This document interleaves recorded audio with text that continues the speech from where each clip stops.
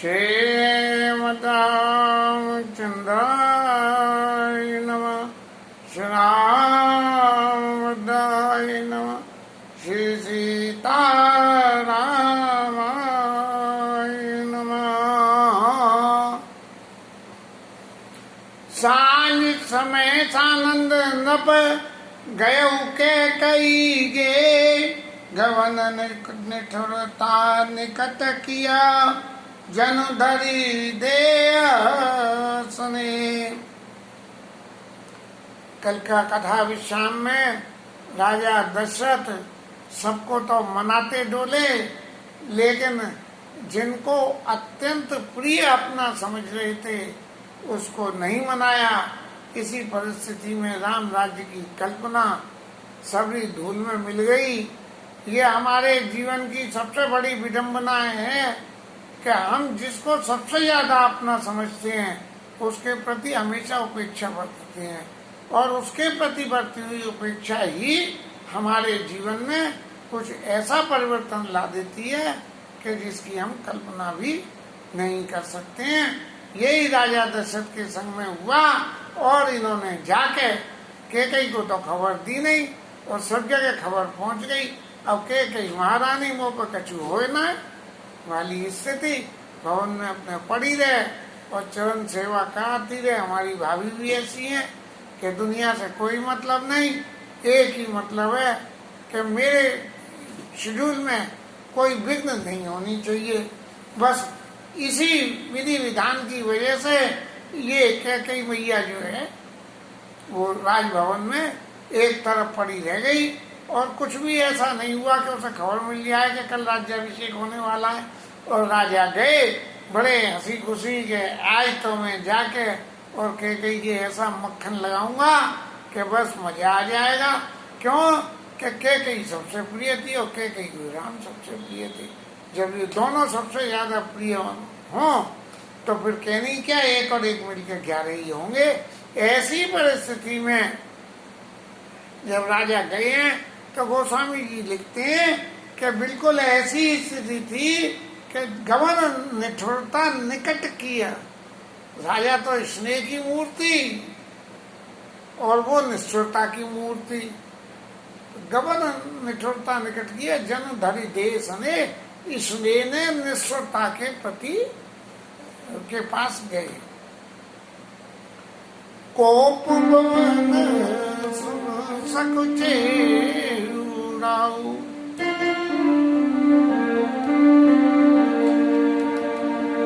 कोप भवन सुन सके उड़ाऊ, भय वश अवग आगुण पलई न पाऊ।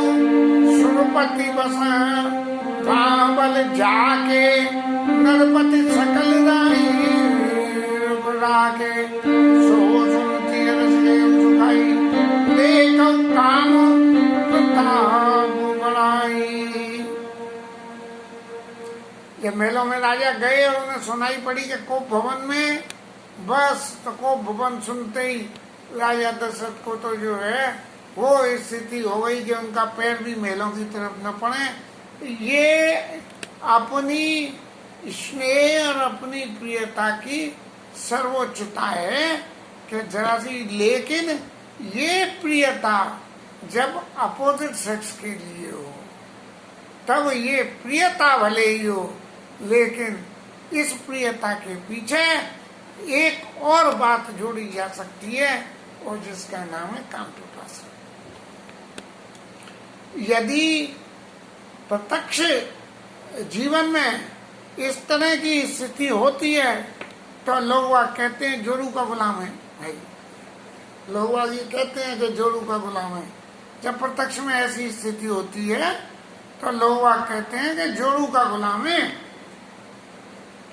तो ऐसी परिस्थिति में सुरपति बसई महाबल जाके नरपति सकल रही रुक राखे। सारे राजा जी देखते रहते हैं कि कब दशरथ महाराज आके हमारी तरफ घुमावे और हमसे कुछ कहें और कुछ हमसे अपना काम करावें, जिससे कि उनके ऊपर हमारा प्रभाव बने। और इंद्र भगवान अलग सिंहासन आसन दे, अपना आधा सिंहासन उठ के जो है इंद्र महाराज दे देते हैं। और ऐसे राजा दशरथ अपनी स्त्री का क्रोध सुन के सो सुन तीरस गेहूं सुखाई और देखो काम प्रताप बढ़ाई। ये कामदेव की प्रताप की व्याख्या रामचरित मानस में इतनी अच्छी तरह कही गई है, क्योंकि तुलसीदास महाराज खुद भी अपने आप ही इसी पिपासा के अधीन थे, और फिर उसके बाद जो चित्त में उनके वैराग्य हुआ तब रामचरितमानस की रचना हुई। इसलिए सो सुन तीरस गए सुखाई और देखो काम प्रताप बढ़ाई। सुर कुलिस अगवनी हारे ते रति नाथ सुमन सर मारे, जो काई को मारे न मरे वो जो है कामदेव के बाण से मर गया। सवै नरेश प्रिया पर गए और अपनी पत्नी महारानी के पास में गए हैं और देख के बड़ा दुख हुआ कि फटे पुराने काले पीले कपड़े पहने हुए हैं और बिल्कुल ऐसा लग रहा है जैसे इनकी पतिदेव की मृत्यु हो गई हो। और जाए निकट नप कहा मृदवानी के प्राण प्रिया के हेतु रिसानी, ए मेरी प्राण प्रिया तुम काय को जो है गुस्सा हो गई हो।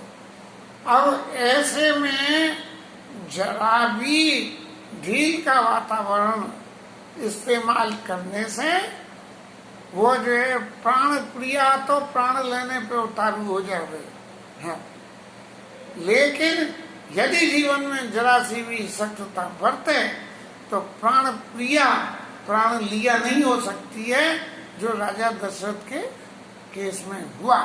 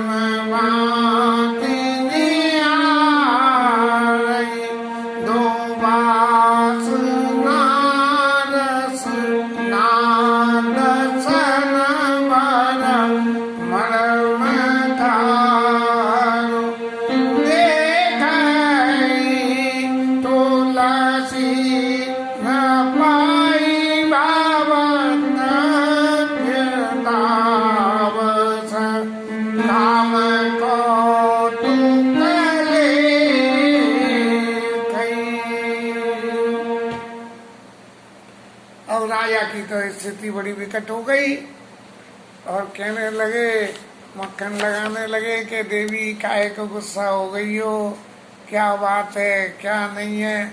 और बिल्कुल स्थिति ऐसी हो गई कि जैसे सांपिन जो है वो देख रही हो, फुंकार मार रही हो कि इसके मैं कहाँ काटूं इन परिस्थितियों के हिसाब से। लेकिन राजा तो जो है कह रहे हैं, मन में समझ रहे हैं कि ये तो कामदेव महाराज की लीला है, अरे इससे क्या डरना, इनके तो अच्छी तरह से मक्खन लगाओ, अभी नेक देर में पिघल के सामने आ जाएगी। लेकिन ऐसा नहीं होता। जब कोई ऐसी विषम परिस्थितियों में जहाँ भामिनी कोई दुष्संकल्प लेके और जब क्रोध करती है तो फिर पार पड़ना बहुत मुश्किल हो जाता है। बार बार कराओ सोमुख सुलोचन पिक वचने कारण हो सुनाओ, गजगामिनी निज को पकड़। अरे हाथियों की चाल चलने वाली नाम दे दिया, सुमुखी सुलोचनी पिक वचनी। राजा दशरथ ने इतने इतने अलंकार लगा दिए, ये उनके काम प्रताड़ित होने की अवस्था की सारी बातें हैं। अनित प्रिया तोड़ कही कीना, कही दो सिर कही जमो चलीना। अब तो ऐसी ऐसी बातें बोलने लगे कि अरे तेरा किसने कराए, मैं उसे मार दूं, मैं काट दूं, मैं ये कर दूं, किसी राजा को देश से निकाल दूं और किसी फकीर को राजा बना दूं। अरे तू कोई सोच समझ के तो देख कि ये इस वक्त क्या अवसर है, तू जो कैसो मैं कर दूं। बस ऐसी सबरी बातें कहते कहते ही राजा क्या क्या बोल गए। इनको राजा को खुद भी ये ध्यान नहीं रहा कि मैं बोल क्या रहा हूं। जाने से मोर स्वभाव बरोड़ी, मेरे स्वभाव की व्यवस्था तो जान तू क्या है कि मन तब आनंद चंद चकोरू, तेरे मुख रूपी चंद्रमा के लिए मैं चकोर के समान हूं। अरे चक्रवर्ती महाराज को इस तरह की बातें कहना और करना, भले ही प्राइवेट में हो रही हैं ये सारी लीलाएं, लेकिन फिर भी अपने चित्त को इतना काम के वशीभूत रखना बहुत अनुचित ही होता है। जो व्यक्ति जीवन में सब जगह सफल होता है, वो व्यक्ति सबसे ज्यादा सफल अपने घर में ही होता है।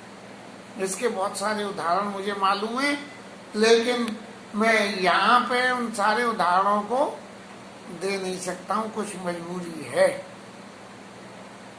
प्रिया प्राण सुत सर्वस तोरे, और परिजन प्रजा सकल बस तोरे।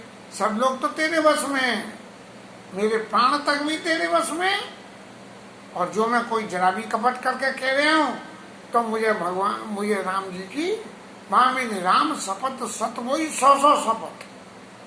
हे भगवान, कितना चरित्र राम जी के अभिषेक की कामना के लिए अपने आप को कैकेयी के वशीभूत करने के लिए राम जी राजा दशरथ ने बातें बोल दी।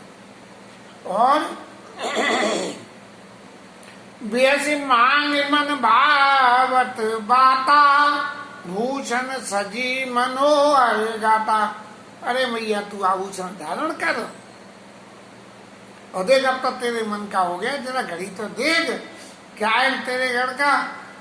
क्या बोले, या सुन मन गुण सपाट बड़ी, बियासा उठी मत मंदा, भूषण सजति बिलो कि मृगो मनऊ की रात तीन बंद।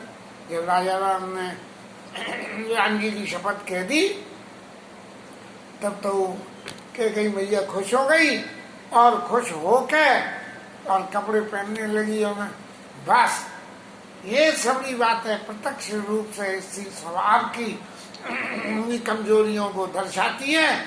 और इन कमजोरियों को जिसने पूरा कर लिया वो संयमी, और जिसने पूरा नहीं किया वो तो फिर जो है क्या कहते हैं, जोरू का गुलाम ही कहलाएंगे। उन्हें कहा राव सूरत जी जानी।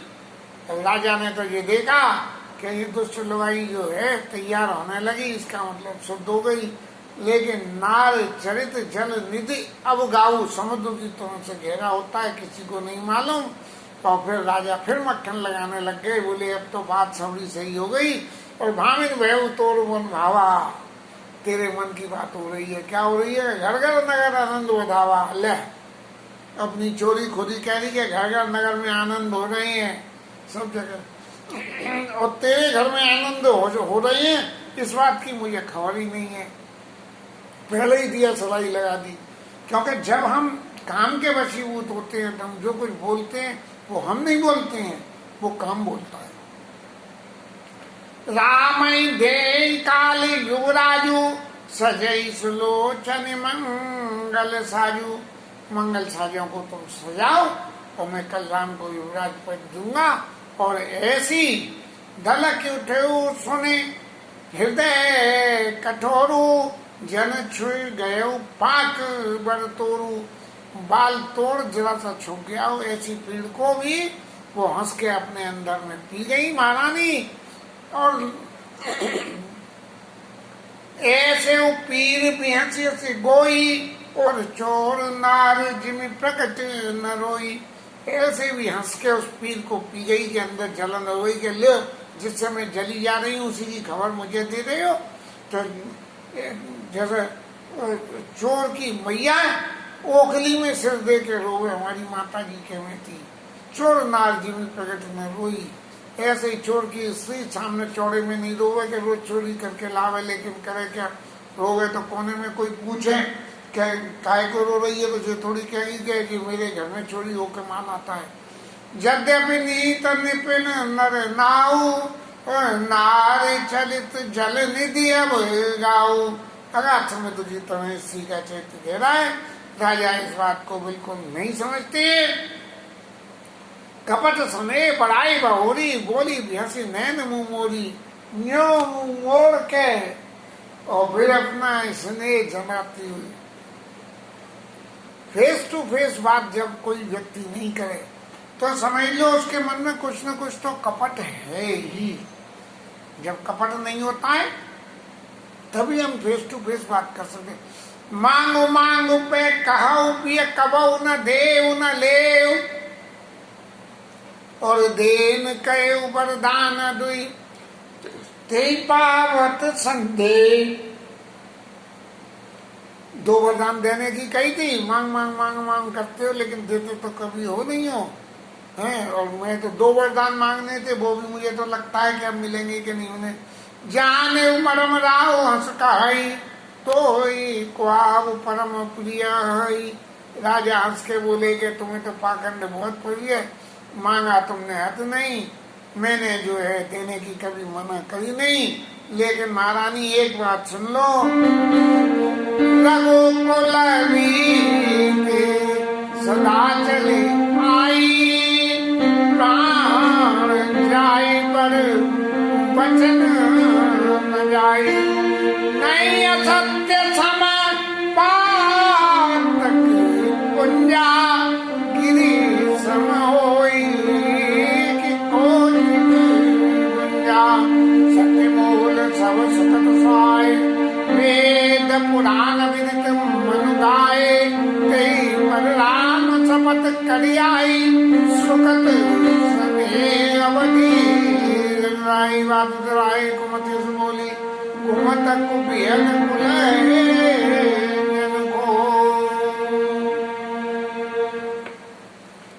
राजा ने भगवान राम की शपथ को 3 बार बोला है।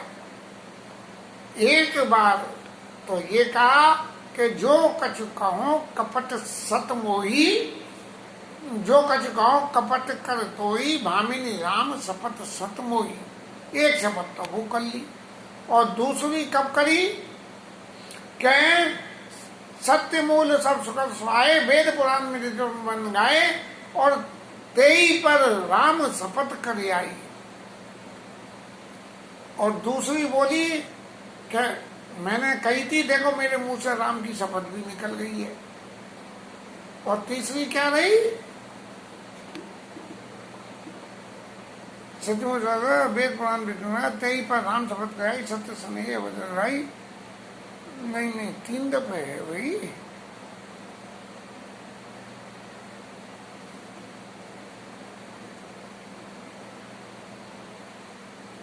झूठे में दूसरे 4 मांगो तो नहीं, कोई भूल हो गई तो तीसरी बार कहाँ गई।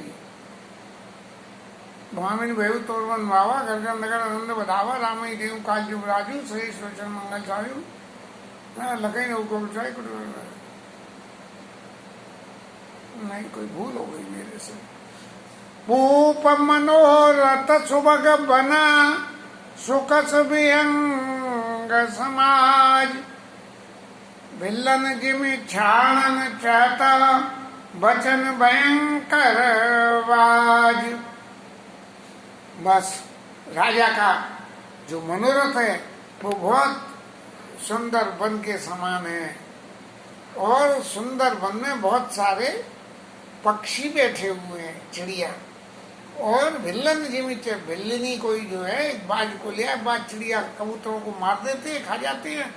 तो भिल्लन जिमित छाड़न चैत वचन भयंकर बाज, वचन रूपी बड़े भयंकर बाज को माँ छोड़ना चाहती है। ऐसी परिस्थिति राजा की बना दी। और ऐसी परिस्थिति व्यवहारिक जीवन में जिन घरों में ऐसे संकट आते हैं कि काम क्रीड़ा से पीड़ित होकर और कुछ ऐसी स्थितियां बनती हैं, वहाँ ये सब प्रत्यक्ष रूप में देखने को मिल जाता है। इसके साथ आज की कथा विश्राम और हरि नाम कीर्तन।